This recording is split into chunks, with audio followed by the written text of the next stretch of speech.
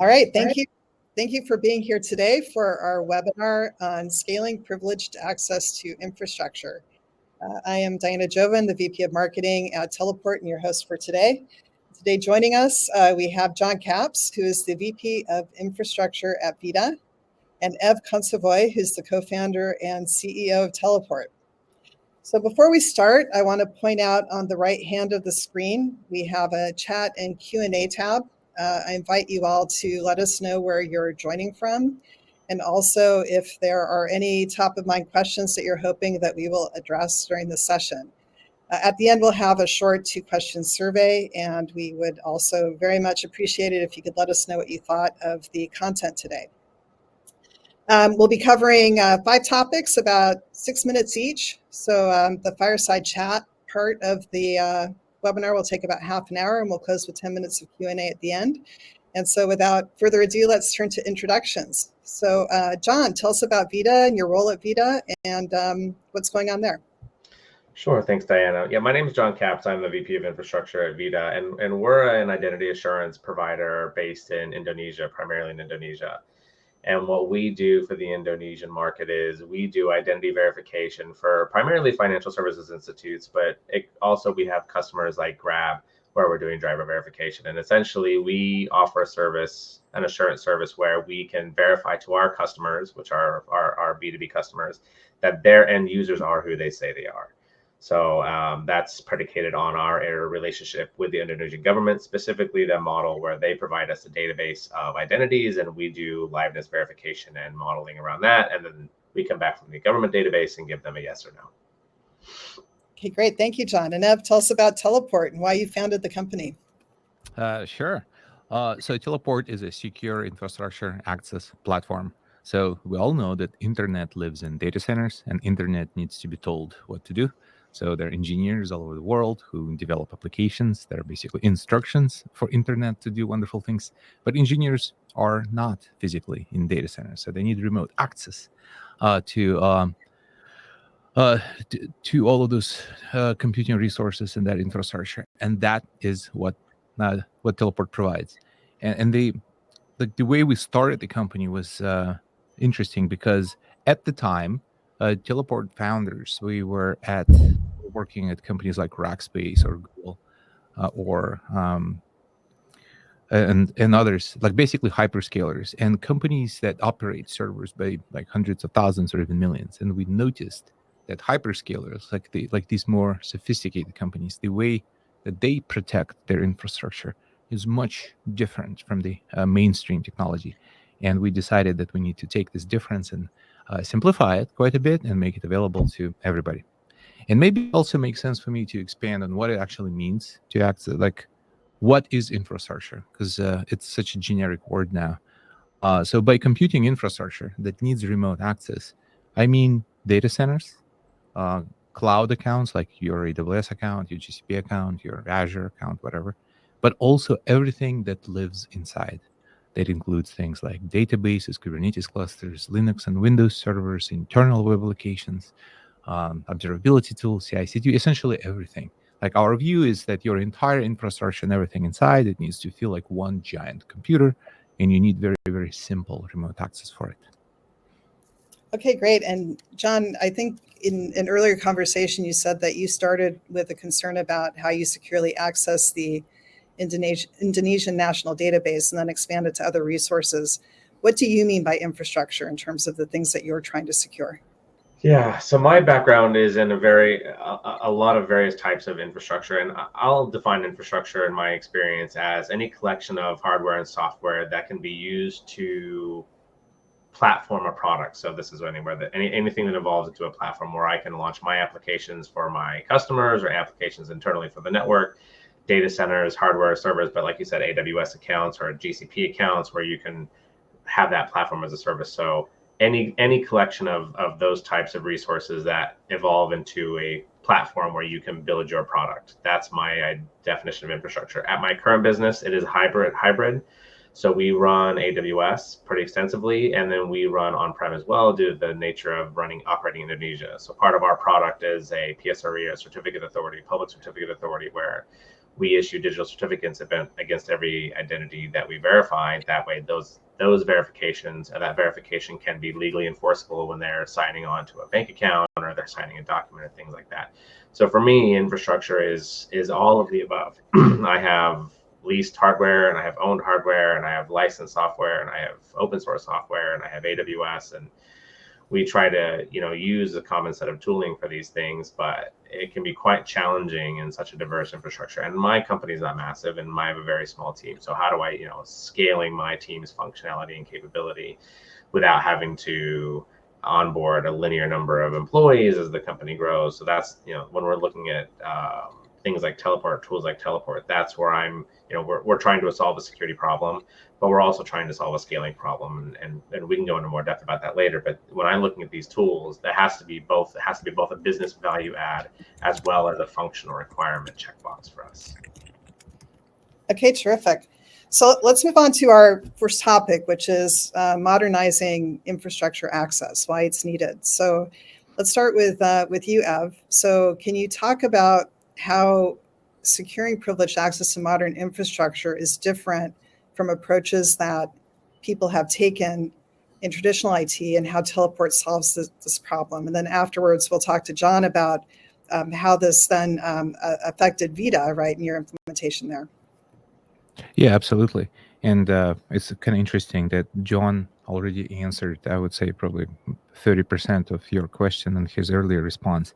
It's like, what is different about infrastructure today versus 10 years ago, 20 years ago? Why is that modernization of access such a big deal right now in 2024? What changed? And there are basically two things that changed. Thing number one, what John was alluding to, is explosion of complexity. Back, for example, when Facebook got started, right? They built their first iteration of that product on LAMP stack. We all remember that. All you needed to build the web applications back then was Linux, Apache, PHP, and MySQL. So if you had a bunch of servers, all you need to do is just kind of secure your Windows with SSH. Secure your Linux with SSH, secure your MySQL, and you would be more or less fine. So the problem of remote access was well contained with just those four components. But now, even if you look at small companies or mid-sized companies, you will see that, and you would examine their tech stack that they run their applications on, it's incredibly complex. AWS alone has hundreds of different products inside, and they all have remote access. But then you have Linux and Windows servers, and you have containers, and you have Kubernetes, and you have Docker registry, and CI/CD, MongoDB, MySQL, and several types of databases. Then you have a bunch of observability tools, internal web, like every single layer. I can go on and on and on.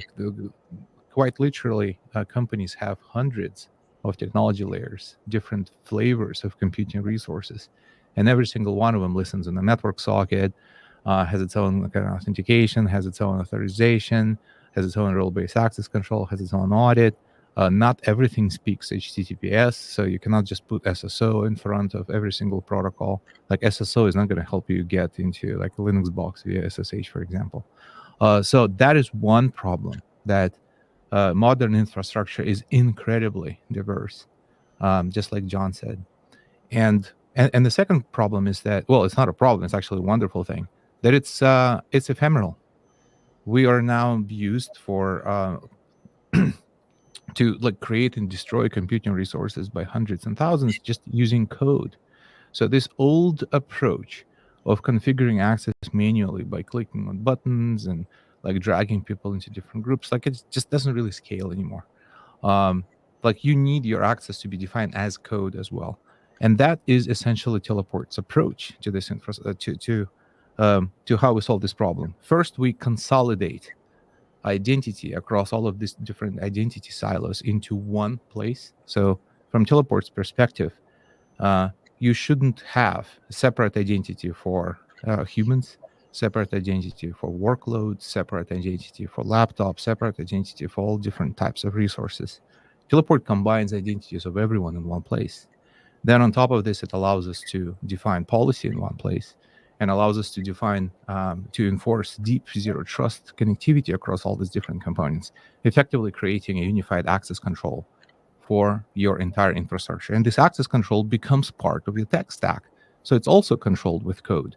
It also grows and shrinks as your infrastructure grows and shrinks.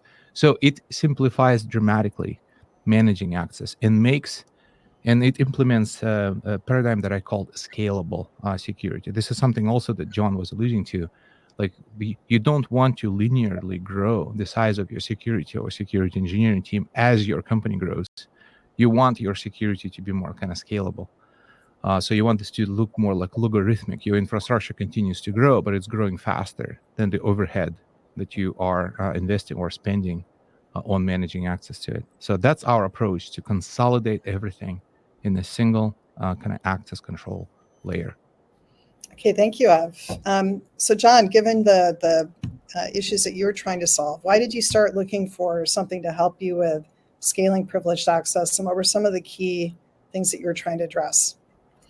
Yeah, so I joined Vita about a year and a half ago, and the company, right as I was joining, had just experienced a large period of inorganic growth. So company was fairly young, 3.5, 4 years old, operating in Indonesia, looking for product market fit, building building up a customer base, and all of a sudden industry, or the policy regulation changes in Indonesia, and all the competitors are closed. So all the competitors no longer meet the compliance. They can't pass the audits. The Ministry of Information is closing down certificate authorities for non-compliance.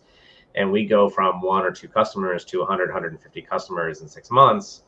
How do you build processes that quickly to meet the business needs? And you keep things alive as well as you can. And so when I come on, we're still kind of a little Wild West. We've got SSH keys, and I've got different types of servers, and then Red Hat kills the upstream for CentOS, or how do we pivot operating systems? And there's a lot going on all at once. And I have a team of 7 people, so it's not a large team of people. And how do I bring on tools, and how do I bring on processes where I can abstract away that complexity?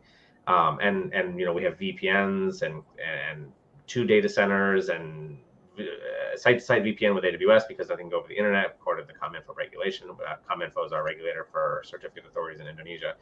And we come under audit, our annual audit, and they're looking at privileged access escalation. All of a sudden, we're one of the larger players in the field for certificate authorities in Indonesia, and they're very strict on us, which is the way they should be. And we don't have privileged access escalation. I have a team of people that have access to the VPN, and they can access the infrastructure from there. And we have some network segmentation, but it's not that well controlled. And so, the auditors are like, we have privileged access escalation or privileged access management. And I'm like, great, privileged access management. We can buy something like that, but then there's no functional component. There's not an easily adoptable functional component to a lot of privileged access management systems. So we're looking at Teleport, one, because we don't want to have to adjust our complex networking. So we have, AWS and multiple regions in AWS and multiple accounts and multiple segments on our on-premise. And Teleport for us is abstracting away all of that. So I'm looking at a product where I have, 2-person control of root credentials. I have auditability, a great ecosystem of tooling that allows me to build everything as code. So we deploy all of Teleport with Terraform and all the configuration with Terraform. That gives me the ability to close down SSH. I don't have to write SSH vulnerabilities now. My systems don't even have to listen on SSH right now, except for maybe on local networks if we have some break glass policy where Teleport goes down or the VPN goes down or something goes down, right? So I have systems that aren't listening on anything except for maybe the application ports, and maybe they're only listening. This is all reverse tunnel based, so I don't need to worry about ingress to my Teleport cluster. Teleport doesn't have to talk to anybody, so it simplified a lot of network management for us, as well as checking off those security checkboxes for ComInfo. And privilege escalation is really easy. There's a lot of very options. I have a small team, so we can have either 2 people moderated sessions, or we can have access requests with auditing. So my team's small, so I'm not using 2 people to do a single task. So now I have a raise and access request for privileged access, and I can both see who's granting it, who's reviewing it, and what they're doing during that time. And that makes my team move faster because now they don't have to worry about the complexity of building a new system and integrating the keys and doing baselining and things like that for golden images.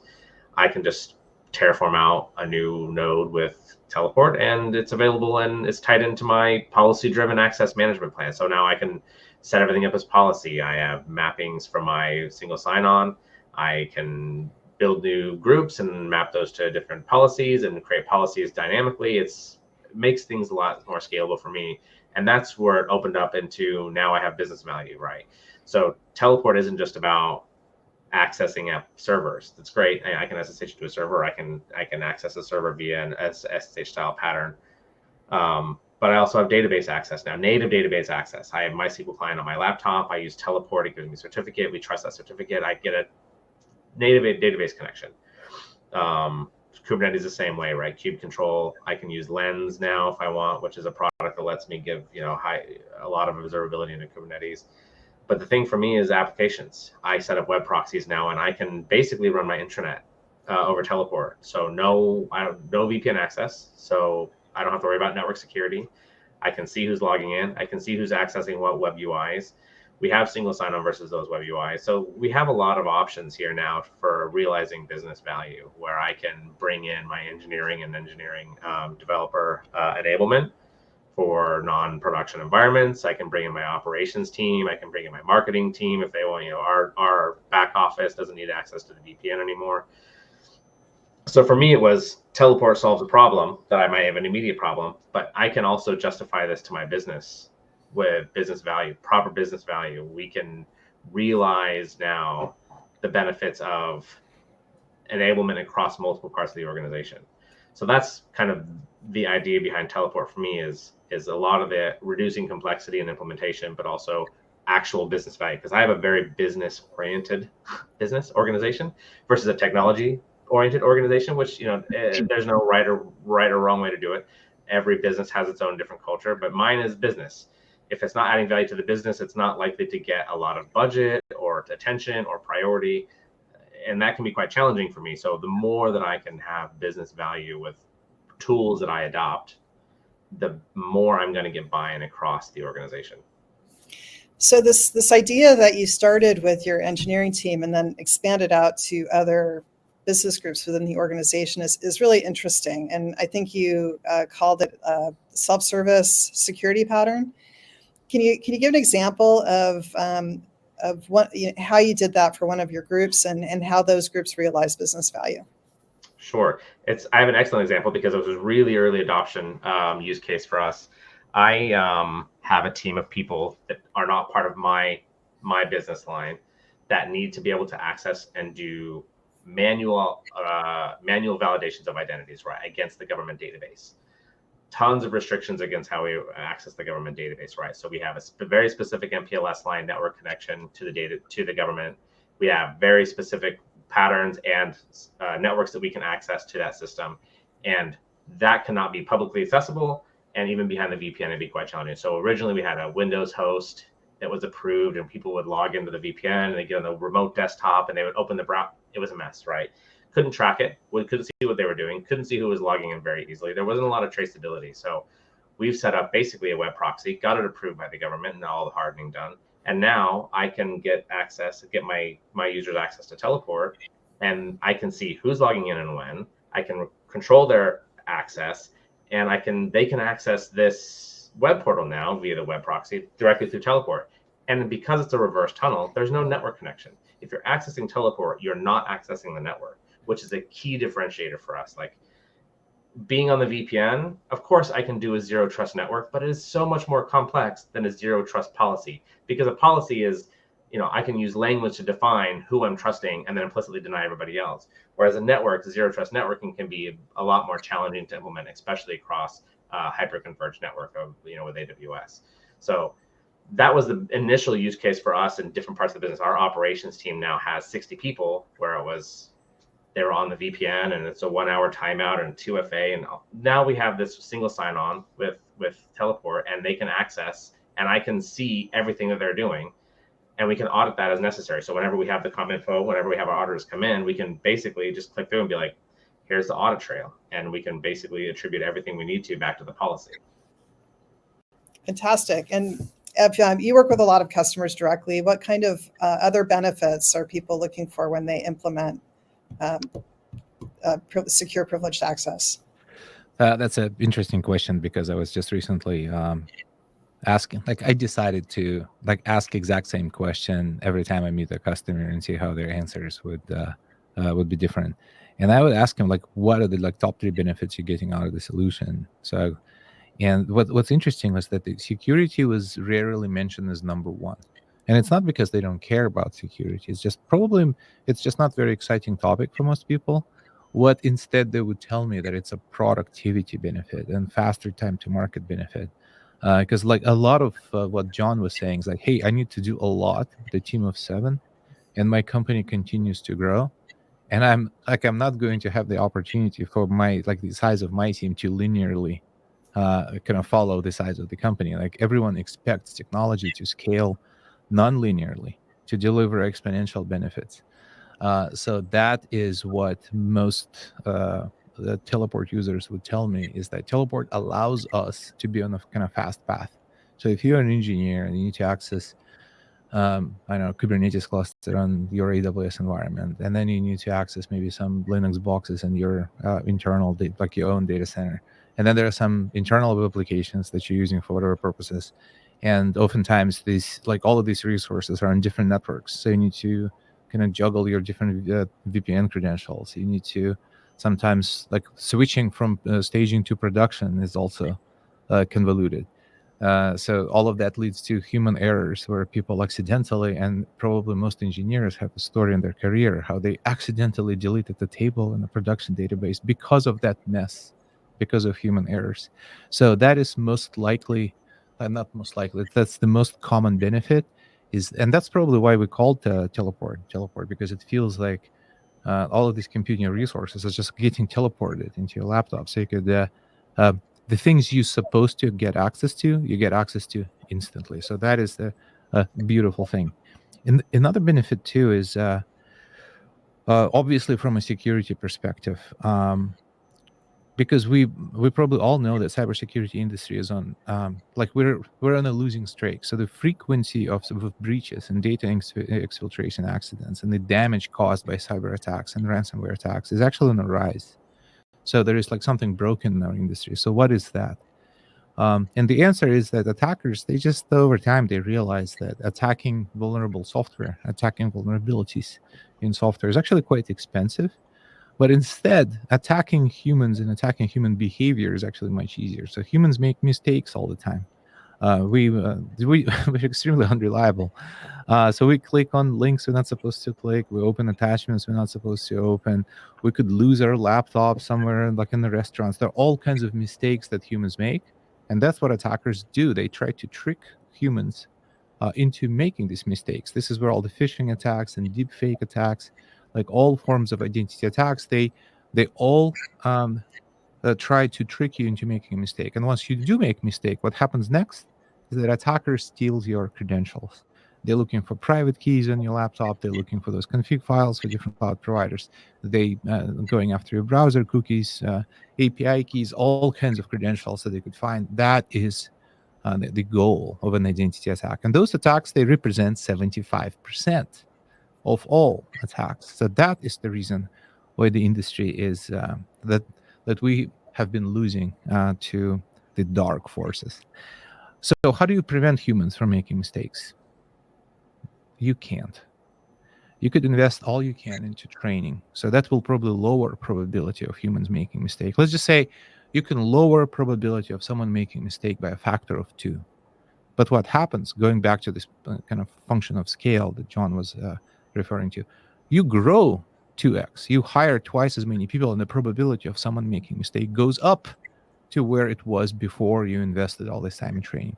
So therefore, we cannot prevent humans from doing stupid things, but we could design your infrastructure access to be immune to human behavior.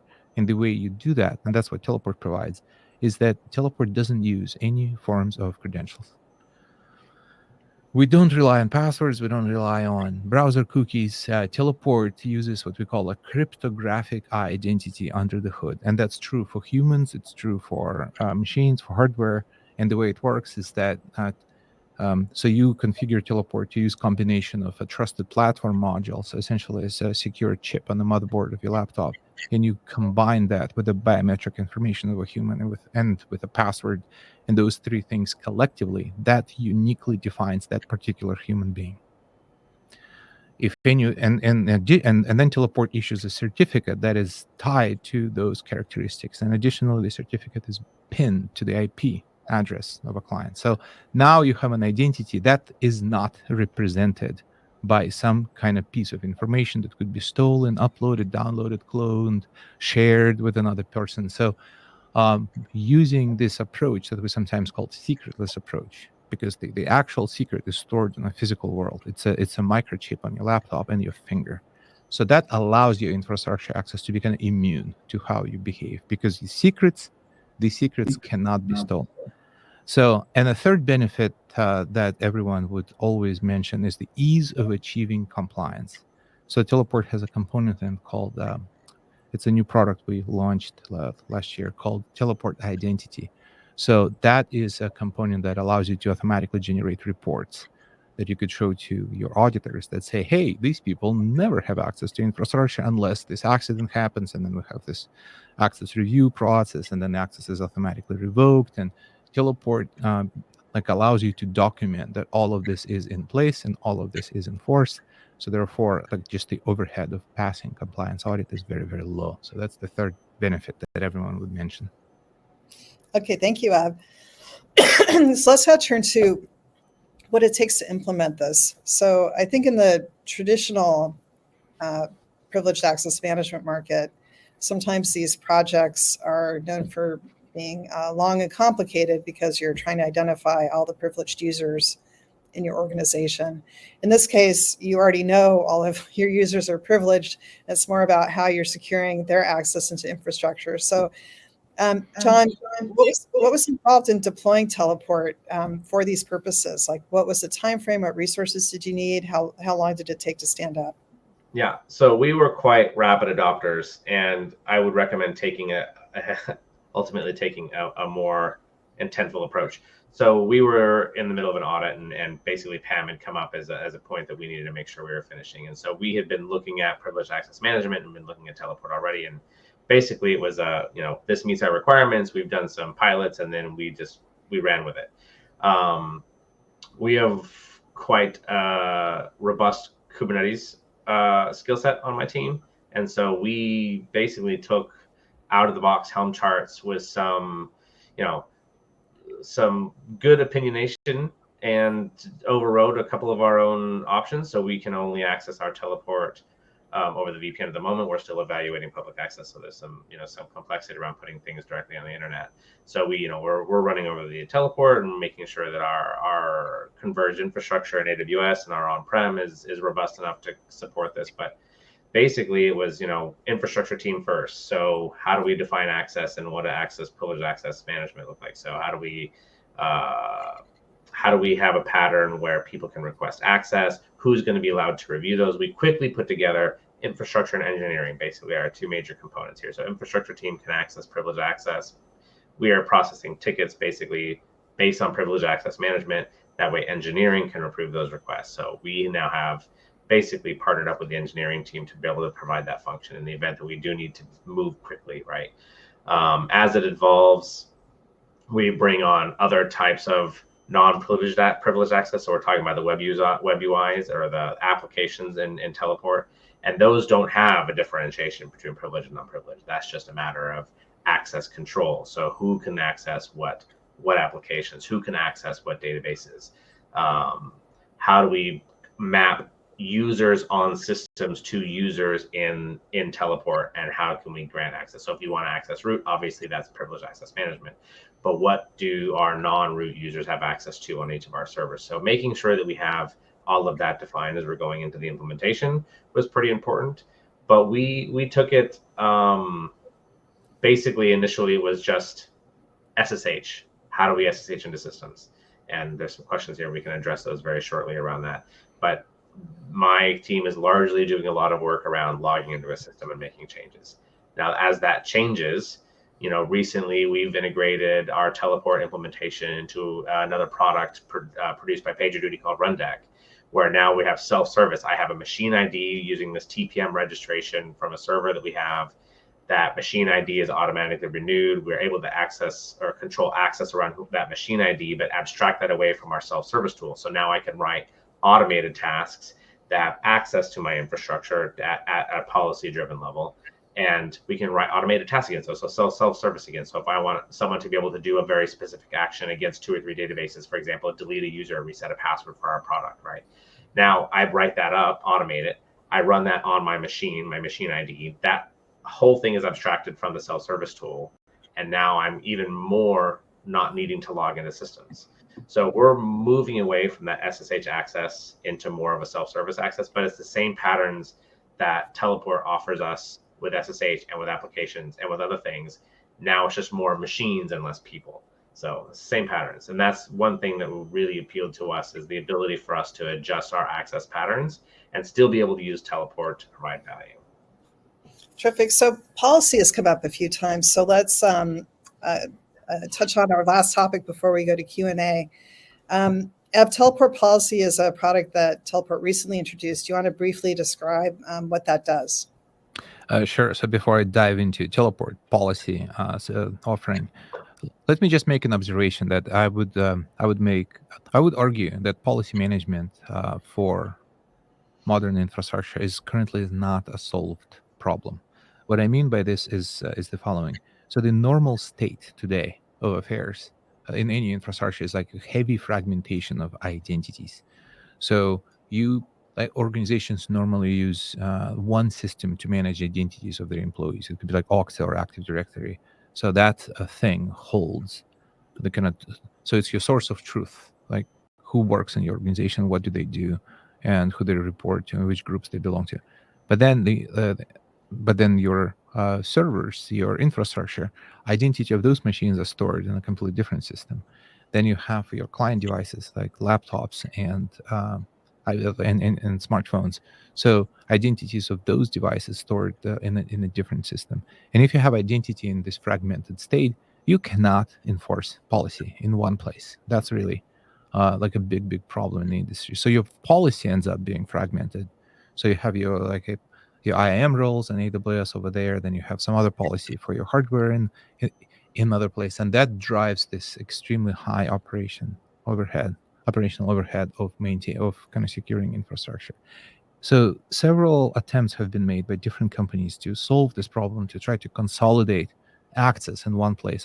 Consolidate policy definition. Because ultimately, don't we all want to have just a hypothetical edit box in which you can type, hey, developers must never touch production data, and then click button says enforce, and it just magically happens. But it's just not possible, because if you have like some sensitive data in a database, there are so many different paths that a potential bad apple developer can take to steal this data. They could connect to that database directly, running like SQL commands. They could SSH into that box, bypassing database policy. Or they could use AWS API to do EBS volume dump, bypassing SSH security, bypassing database security. They could use Kubernetes API to get there. They could go through a CI/CD pipeline, because CI/CD usually has credentials for databases. There are many different ways how a creative engineer can get access to this data. And you have multiple sources of policy that control all of those different buckets. And again, all of this is because of fragmentation of identity. So we spent like a previous few years of company life trying to consolidate identity in one place. And now, since we succeeded, so now we're starting to roll out a centralized implementation of policy. So the end state that we're optimizing for is that you would define in Teleport policy that you want to enforce. And Teleport will take the definition and it will enforce it across all these different protocols that we support, SSH, RDP, AWS APIs, like everything. So then whatever policy you set will be true regardless of which access path you take. So that's the end state. That's what we're going to. But because everyone wants this, and everyone wants this badly, we realized that we could be releasing these capabilities gradually. So what teleport policy currently allows you to do, well, we're still working on policy definition, but at least we could look at your infrastructure and tell you what policies you actually currently have and what is working. So you can ask teleport questions like, hey, show me every single person who can SSH into this box right now, or show me list of all the people who can access this resource on AWS. So at least it could generate your reports and show you visually the access graph, who can access to what. Because you can also ask the reverse questions. You can pick a person, for example, I could pick John and say, hey, John, teleport, tell me what John has access to, or show me things that John theoretically could have access to if he requests access. So currently teleport policy is this product that you could have this conversation with. You can ask it questions about what can happen, what's possible, and it will give you answers, and those answers are kind of guaranteed to be true because teleport is deeply integrated with all of these different workloads. And so, John, you've had a preview of policy. How could you see that potentially applying to some of the problems that you're trying to solve in your organization? For me, it's purely administrative. So if obviously being able to go and see it is amazing, but the real business value for me is when we're going through an audit or we're going through forensic analysis of an incident or something like that. I can go and just see it. I can generate an impact report. Basically, an impact report. I can see what was exposed and see what the blast radius is, things like that. When I'm going through an audit, I can basically generate a snapshot of our user access matrix. Like, these users have this access or this potential access, and this is our escalation policy. So for me, it's administrative. I beyond a personal fun interest of being able to see it graphically painted out in a way that's easily digestible. It's an attractive auditing and security tool for us. That's all. Okay, we have a number of questions here, so let's move to Q&A. Let's see. So there are a bunch of questions here about SSH. So, John, do you want to talk about SSH access to things like servers and front ends? I'll be really quick because it's actually it is SSH native. Basically, access pattern is the same, so the mental model is the same, but it's not really SSH. So what it is teleport is not initiating connections. You essentially have reverse tunnels coming from our server. So I have server, I have teleport. I have a stateful connection from the server to teleport. And whenever I request access to that system, that's teleport asking that server, hey, can I have access? And then we have a stateful tunnel there, right? So SSH, basically the teleport SSH client behaves like native. You can actually set the teleport SSH client up to behave natively with aliases in Linux. So if I'm running a Mac and I have a terminal going, I can set up aliases where I can do X forwarding, port forwarding. I can set up everything else. I can set up everything in teleport on SSH the way that you would normally use teleport, or the way you would normally use SSH on a regular system. So all your native tooling is there. There are actually, if you're willing to go that next step, you can onboard systems, because agent-based, teleport's agent-based, so that every server is running the agent. You could actually have non-agent-based configuration for each of your nodes. It's an open SSH configuration. And the basis of the technology, and if you want to go into more depth, you can, is trust chain. So it's a TLS. We issue a certificate to individual users. We issue a certificate to individual machines. Each of them are identified by their certificate, and the metadata for that certificate identifies the access and who they are, and the tagging and the metadata for each of those objects. And that's that trust chain. So all the trust chains are originated by teleport and certificate authority, either built in or bring your own. And then you have access to users based on, again, we're going back to policy. So I have now a centralized non-root user, a non-privileged user, and then I have a root, obviously, that I'm using for privileged access management. And so when I want to log in as my non-root user, my users have access to that based on whatever roles they have in my IDP. So, but it's all reverse tunnels. So SSH is native. So the mental model is SSH, but the actual connection technology is not SSH. So I'd like to add to this a couple of things. So first of all, everything John described is absolutely correct. But teleport gives you a lot of optionality. But because there are no two absolutely identical infrastructures out there. So there are organizations who want kind of deep integration of teleport capabilities. Like, for example, reverse tunnels that John keeps referring to.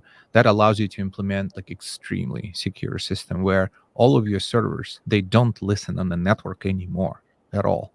So like in that mode, you basically implementing like it's the best implementation of zero trust possible. You could open up firewalls, so you could basically have your entire infrastructure running on public IPs, and it will be secure. So for that, you need agents. You need teleport agents on these boxes. But some organizations say, "Hey, we don't want that. We don't want to deploy agent on every box." So in that case, you could deploy teleport in a proxy mode. And this way, it's working much closer to how OpenSSH works. But the big underlying difference is that teleport supports not just SSH, it supports pretty much every protocol you can think of. And the second one is that, again, it's a secretless system that works. It's a chain of trust that ends with certificate authority, and teleport protects CA using hardware. So chips like TPM, HSM, or virtual HSM. So those are used to hide, just completely remove private keys from being accessible by humans or applications. So this way, the entire access is always ephemeral. You're issued a certificate to go and complete a specific task. Once the task is complete, your certificate is kind of no longer needed, so you could retire it, or it could expire automatically. So that is like one big difference. There are two different ways to kind of deploy teleport in kind of agent mode or agentless mode, depending on how much of this kind of network security you want. And I'll take just 10 seconds to cover it off, Georgios, because it's basically an extension. If you use the teleport CLI on your local machine, you get whatever native access. If you want copy paste, if I'm on a Mac and I'm in a terminal, I have middle click paste enabled. If you're using that local CLI and you have it configured to use the TSH, SSH, which is basically the native implementation, you'll have all of that normal copy paste. There's another similar question. Does teleport replace Microsoft Active Directory, Microsoft Entra? Shall we? The answer is yes and no. So first of all, teleport can integrate with any identity source you already have. So Okta, AD. So teleport simply becomes like a front end. We will authenticate users based on what is in that system. So you could take advantage of your existing investments in identity.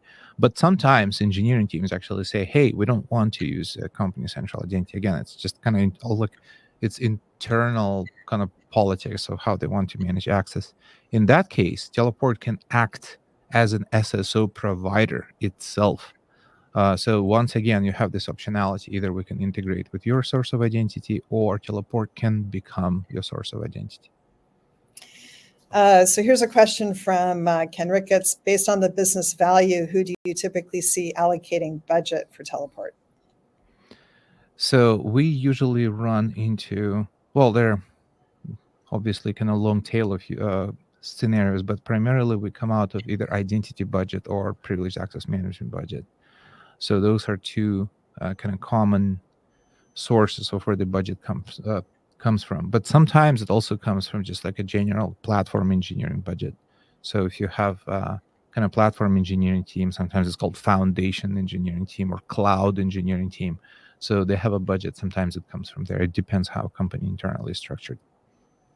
And John, how did that work in your organization? For us, it comes from our infrastructure operations team. So my team is budget. As I go to expand this to business enablement, I do plan on sharing that budget because there is a question over here, and I'm not going to depth, and you guys can if you want, but the pricing model is per user the way that we have going. So as I bring on more and more users across the business, I plan on sharing my budget with those consumers as well. But in our first year, it's all in infrastructure operations budget.